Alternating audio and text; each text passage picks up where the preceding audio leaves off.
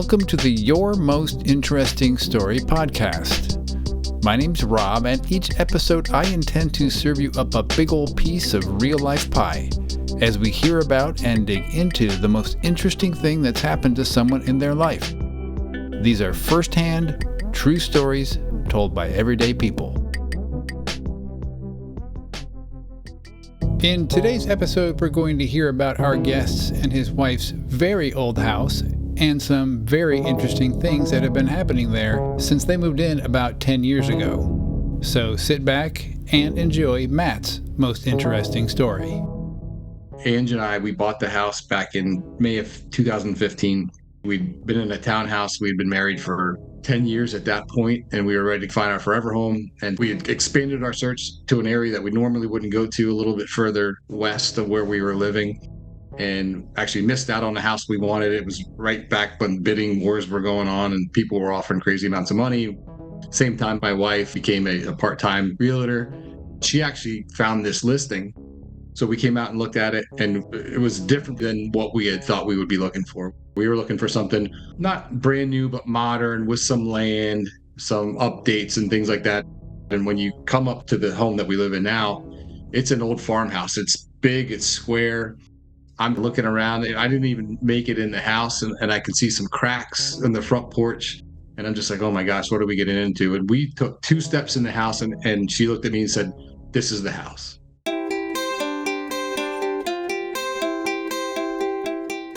I remember at closing, we were talking to the seller's realtor, asking what they knew about it. And they said all they really knew was that the owner, who was a developer, had purchased it as an investment and had sat on it for about 3 years. They completely redid the electrical, the plumbing, paint. The kitchen is very updated, new fixtures, new roof, new windows. From the outside, it looks like an old farmhouse. Inside, it's just perfect. It's a new house in an old house body. If you're looking at the house, the left third of the house is actually an addition that was put on at some point. We don't know when. There's not a square corner in the house. There's not a level wall, floor, ceiling. It's just a really cool old house. There's an exterior garage, and there's an old wooden sign on it that says Seven Oaks Farm. So we knew at some point this was a farm. And we knew it was old, but we didn't know how old. Where we started to learn more about the home was probably around 6 months, maybe a year in. Matt was at work and Ange, his wife, was home when a relative of a woman who used to live in the house stopped by unexpectedly. I think it was his grandmother or his mom had just passed away, and she grew up in this home. He had a couple of old pieces of cast iron that he said the family used to cook on back in the day. He said, "Can't bear to dispose of them. They belong here. Now that somebody lives in the house, I wanted to make sure they stay with the house." One of the pieces had a family crest stamped into it. It also had a date. And he said, "Hey, that's the year the house was built, and the year is 1741. But in that same time frame, Matt and Ange began to learn more about their new home than just how old it was.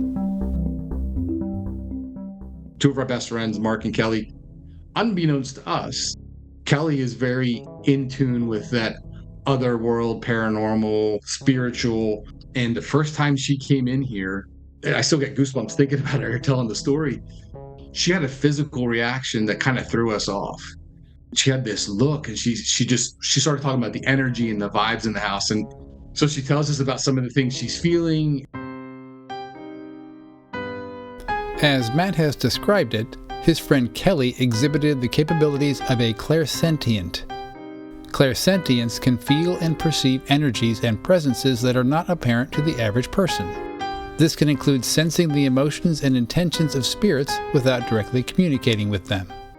Neither my wife or I wouldn't say we're skeptics. We watch ghost hunters every once in a while. Like, we've watched that stuff. We're not totally into it. We're not totally against it. We're just kind of like, okay, some people are into that stuff. Well, when one of our best friends comes in and like shares this really unexpected with us, we're like, what the heck is going on? Somebody whose family member had lived here never mentioned it. We had never experienced anything. We were kind of, oh, it's an old farmhouse and maybe there's some weird stuff that goes on here. We'll never know about it.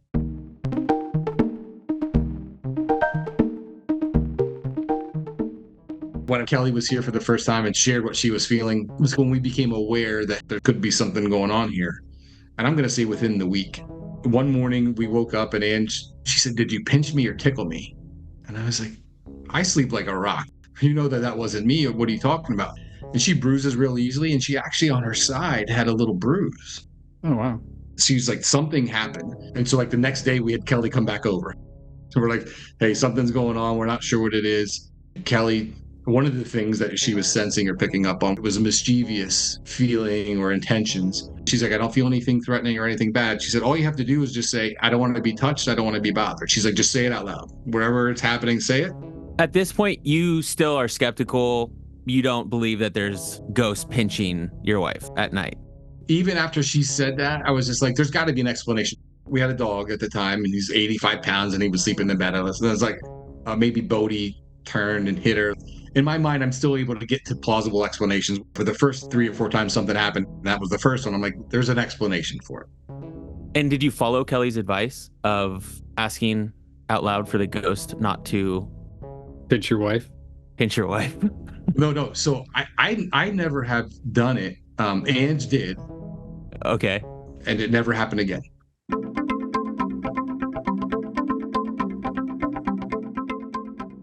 Kelly, she kind of walked through the house and she was telling us different feelings in different rooms. And so we've kind of isolated where most of the stuff happens to the front part of the house. And then specifically, if you're looking at the house, the right side, which is the west side. There's one room in particular. And that's the original part of the house? It is in the original part of the house. We moved in May of 15. When we moved in, we brought 2 cats, brother and sister, Montgomery and Ella, and our dog Bodie. Sadly, when we moved in here, Montgomery was going through chemotherapy. It was November, and I was actually traveling for work. We found out that he passed away. Now, when we moved here in the room that I mentioned, where most of everything that we've encountered goes on, that's where he spent most of his time when he was here and sick and not doing well. And Ange was here with him, and he didn't pass away here, but when she made the call, we kind of talked about it, that it was time for him to go. He was in that room, and she still to this day feels, and I believe it, she feels like his spirit left him in that room.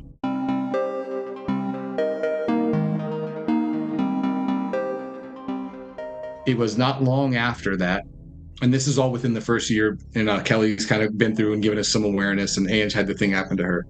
It happened more frequently early on, but there would be moments where one of us individually would, out of the corner of our eye, see him. Now, he was a big, long-haired black cat. He weighed like 15 pounds, just a cool cat.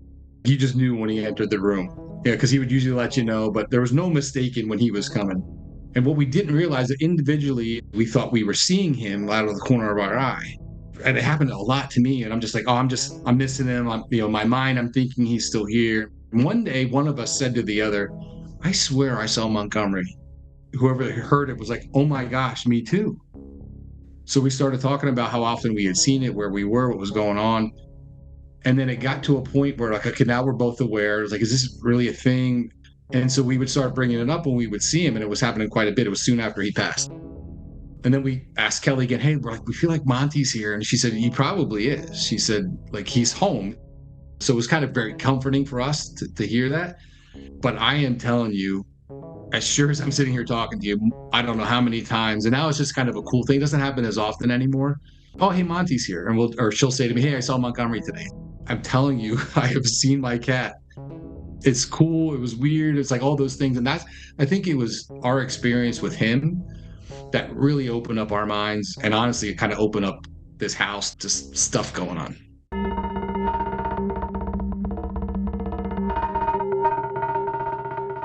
So one of my best friends, he's been here plenty of times. His first time here, which is probably 3 or 4 years ago at this point, he was just kind of traveling through, and we had him stay here. One of our main spare bedrooms we have guest stay is across the hall from us, but it's directly above the living room where Montgomery passed away, where all kinds of cool stuff goes on. Again, we don't put it on anybody, hey, our house is haunted. So the next morning, he's up. Like, he's an early riser, but he's up early. Like, it's almost like he was waiting for me to wake up. And he just said something like, what is going on in this house? And I said, well, what are you talking about? He said, twice last night, I had the sheets pulled off of me. Oh. And I just smiled. And he said, why are you smiling? I said, are you sure? He said, it happened twice. He said, the first time I thought I was dreaming or imagining it. He said, so I'm kind of laying there, half asleep, half awake. And it happened again. The sheet got pulled off of me. Oh, geez. Wow. I'm like, okay. I said, well, since you're staying here one more night, let me first tell you, next time you go to your room, just say out loud, I don't want to be touched. I don't want to be bothered. And so let me tell you a little bit about what's going on. He now loves coming here because now he comes here like waiting and hoping for something to happen. But this friend of Matt's isn't the only person who loves coming to visit, nor is he the only person who's had experiences in that room. Just ask Matt's mom, Laura. This is a room with a king-size bed, and I'm there by myself, and I sleep on one side of the bed and don't even disturb the other side. However, when I got up in the morning, everything on the other side of the bed was as if someone had slept on that side of the bed. The blankets were pulled back, the pillows were all mushed up. Oddly enough, that wasn't the only unexplainable bed mushing experience that Laura's had. When Miss Ella, their cat, was about 17, and she wasn't getting around very well anymore, in the middle of the night, I thought she had come into the bedroom and jumped up on the bed at my feet to lay there and sleep. But the odd thing about that is in the morning, the door was closed and there was no Ella in the room, and she always sleeps in her bed in the other room where Matt and Ange are. And there was a definite indentation on the comforter at my feet in the blanket when I got up in the morning, as if she had been there. And when I mentioned it, they're like, that's silly. She can't jump up on the bed.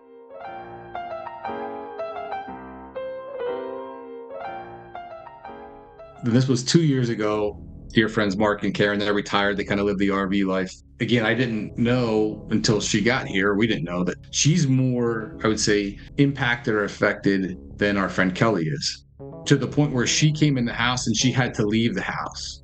And we're like, what's going on? Did she have a heads up before she came in? No, we should have given her one, apparently. But she was so overwhelmed. And she's been here a couple of times since then. But she said that first time here, there was something that was just so like heart-wrenching that it was overwhelming to her. But it was also the number of spirits that she was feeling. It's gotten better every time she comes, but she still has to kind of prepare herself.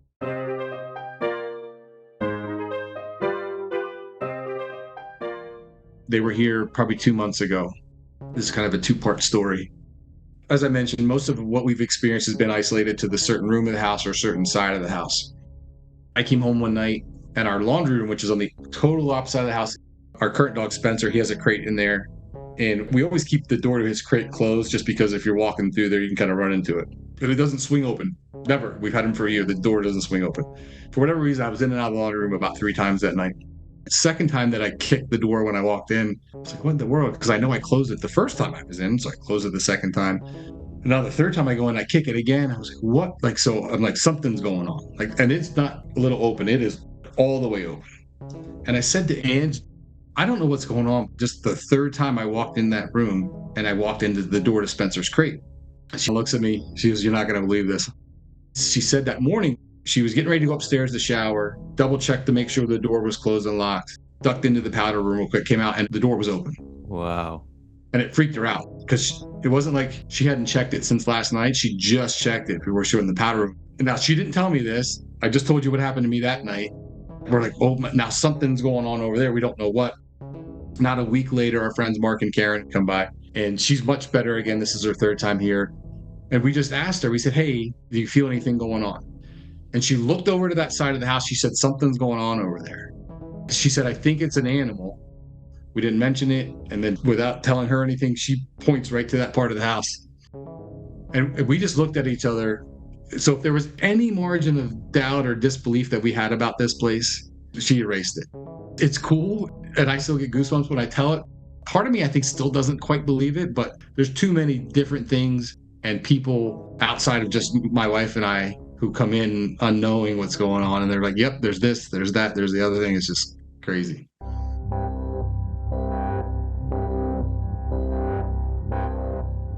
Summary so far, we know there's definitely more than one person in his spirit form. We know there are pets. And here recently, we know there's another pet. So I mentioned our dog Spencer. We got him a year ago.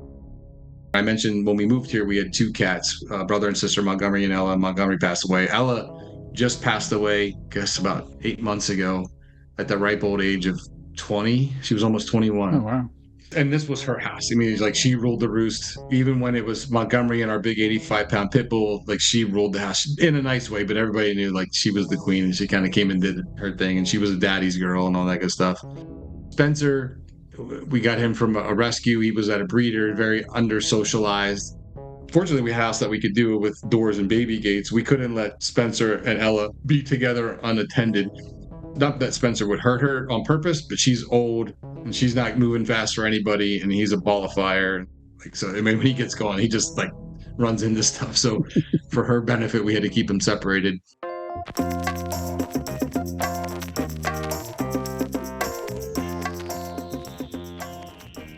She would reach through the gate and, mess with him and stuff when he was here. And he really badly wanted to interact with her more than he was able to. But anyway, shortly after she passed, a couple of things have happened. So in that same room, the room, I'll call it, one night, Ange said she was sitting watching TV and Spencer was on her lap looking up at her, as she thought. And then she looked at him and she realized he was looking over her head at the wall and his eyes were just kind of going back and forth like this. He was watching something. Whoa. He saw something and his eyes and head were following it. So she kind of chalked that up. She mentioned it to me. It was probably a few weeks, maybe a month later. Now we're all three in there and he's sitting with me. At one point I looked down at him and he's doing it again. And now I'm seeing it. Again, one of those things, I'm not skeptical, but I'm not 100% bought in. Even with all the stuff that's gone on, and this is recent that this happened, now I see him doing it and I'm like, oh my gosh, he's legitimately watching something.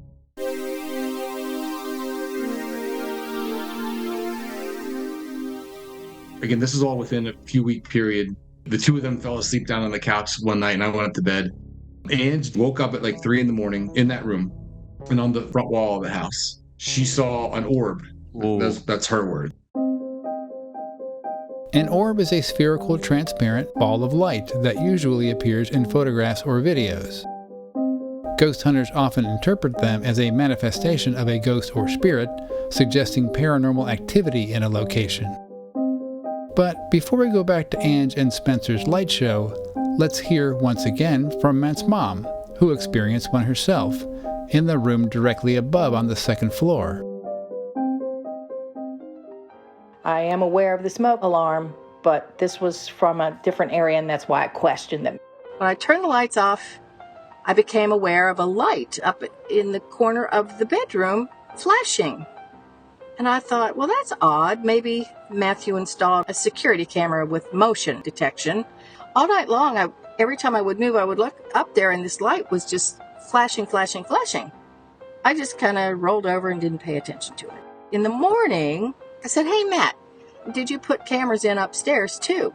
He was like, what are you talking about? I'm like, it was flashing like it was recording every time I moved. He said, nope. And now, back to the orb show. It was one of those things, she's like, okay, it's 3 a.m. I don't have my glasses on, I'm delirious. Puts her glasses on and the orb is still there doing its thing on the wall.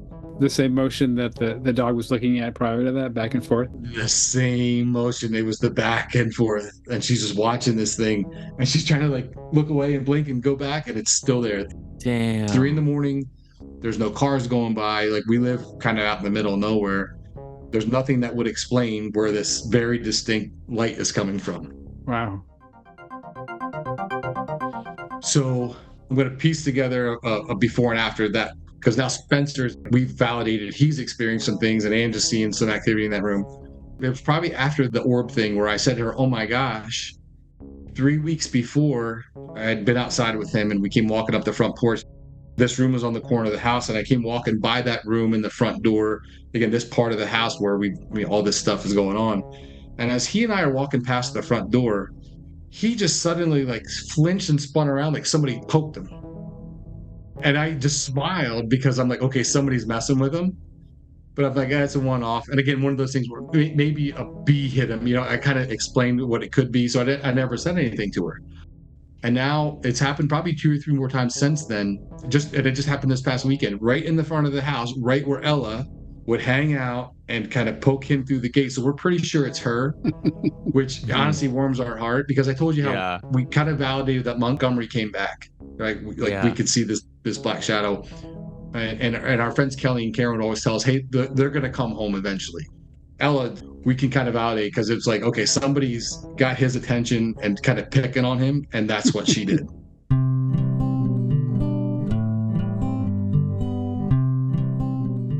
We're pet people. We've never been blessed to have kids, but Bodie, he was just the sweetest dog we've ever had. And he did pass away, not in the house, but while we had him here.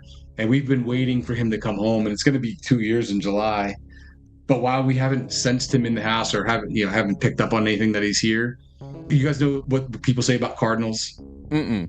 I don't know, not everybody knows this. I just learned this. So they say when you see a cardinal, it's a loved one that's coming back to say hi or remind you of something. The belief that cardinals are messengers from the afterlife is particularly prevalent in the Native American cultures and in some Christian communities in the United States.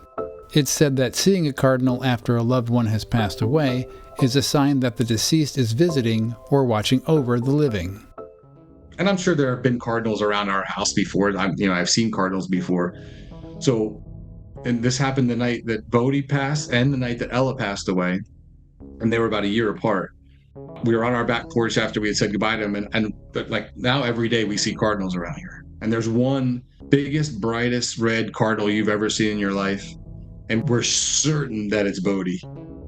I think we try to tie it back to the house and the stuff that's gone on in here. He had 3 back surgeries, so he wasn't able to kind of be like wild and free and frolic like you would want a dog to do. But now that he passed, like now he just kind of rules the neighborhood, and I'll see him up the street.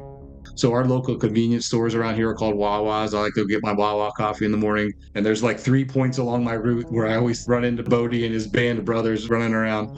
And then literally the day that Ella passed away, we were out on the back porch still feeling sad about that. And here comes Bodie. We know it's him, the big bright red cardinal. And for the first time that we could remember, a female was with him.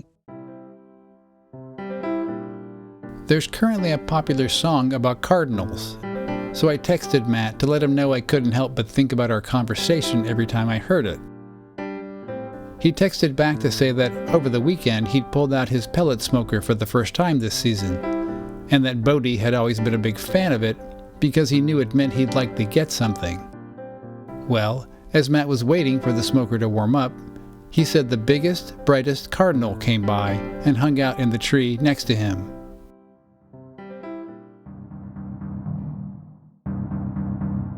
Matt believes that anyone who stays at the house and has an open mind is likely to experience something.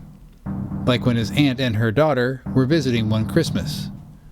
They decided to download a ghost hunting app and do a spontaneous investigation, which actually registered activity in several places in the house.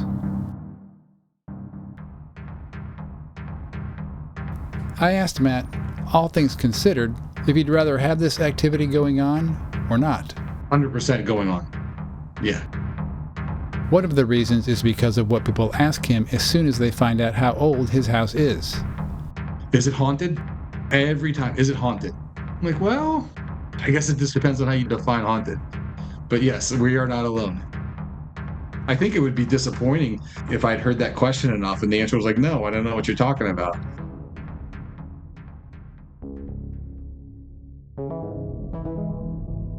Speaking with Matt a couple of days after our interview, he told me we definitely stirred something up by talking that night. Ange told him that at one point it sounded like something was coming down the chimney, and then something definitely rattled the back door. Which explains how our call ended. And now the dog's barking his full head off. He never barks. I'm not kidding. He does not bark. I don't know if you heard him. Uh-oh, maybe the spirits are unhappy with us. We're upsetting the others. Like right now, there could be something going on right now. The dog could be elevating. We're gonna go. Okay, thank you. Bring your phone. Take some pictures.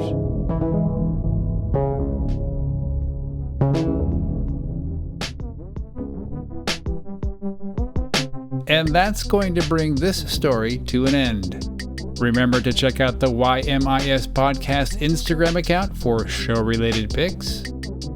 Your Most Interesting Story is available on all podcast platforms, including YouTube. If you'd like to support the show, you can like, rate, review, share, and/or subscribe. Or you can visit our website where you can also let us know if you'd like to tell us your most interesting story. just follow the link in our show description. Our email address is ymispodcast@gmail.com. Until next time, be interesting.